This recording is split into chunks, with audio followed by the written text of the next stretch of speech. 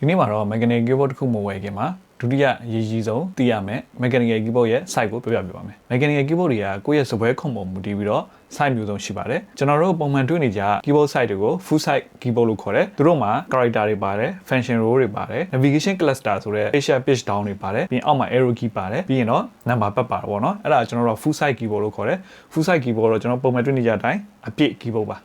နောက်တစ်ခုကနောက်ပိုင်းထွက်လာတဲ့ keyboard တွေထဲမှာ 99% တို့ 96% ဆိုတာပေါ်လာတယ်သူတို့ကြတော့ခဏက full site keyboard ကို navigation cluster ကို number pad အပေါ်တင်လိုက်တာပါအဲ့ဒီ site ကျွန်တော်တို့က 96% သို့မဟုတ် 99% လို့ခေါ်တယ်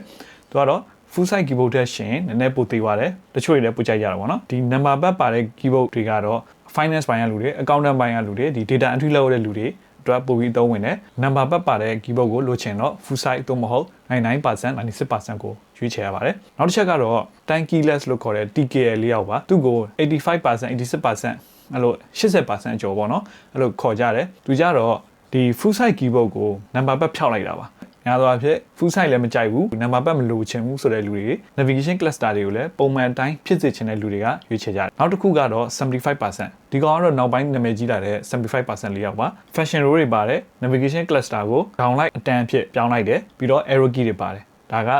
75% လေးယောက်ပေါ့နော်ဟိုနောက်ပိုင်းနာမည်ကြီးလာတယ်တော်တော်များသုံးရတယ်ကြိုက်ကြတယ်နောက်တစ်ခုကတော့ 68% နဲ့ 65% လို့ခေါ်တဲ့တော်တော်သေးတဲ့ compact site လေးတွေပါ function row မပါတော့ဘူး function row မပါတော့ကြောင့် F1 F2 F3 တွေကို dedicated key မပါတော့ဘူး 68% မှာဆိုရင်တော့ကျွန်တော်တို့ဒီ arrow key လေးတွေပါတယ် 60% မှာဆိုရင်တော့ဒီ arrow key တွေပါမပါတော့ဘူးပေါ့များသောအားဖြင့် gamer တွေနဲ့ minimalist set သမားတွေပိုပြီးသုံးများကြတယ်ဆိုတော့ကိုယ့်ရဲ့ desk setup နဲ့ကိုယ့်ရဲ့လိုအပ်ချက်ကိုယ်က function row လိုတာလား navigation cluster လိုတာလားဒါမှမဟုတ် number pad ပါမှာရမှာလားဆိုတဲ့ဟာတွေကိုဒီ keyboard site ပေါ်မူတည်ပြီးတော့ရွေးချယ်ရပါတယ် mechanical keyboard ဝင်နောက်ထပ်အရေးကြီးသေးတဲ့နောက်တစ်ချက်ကိုတော့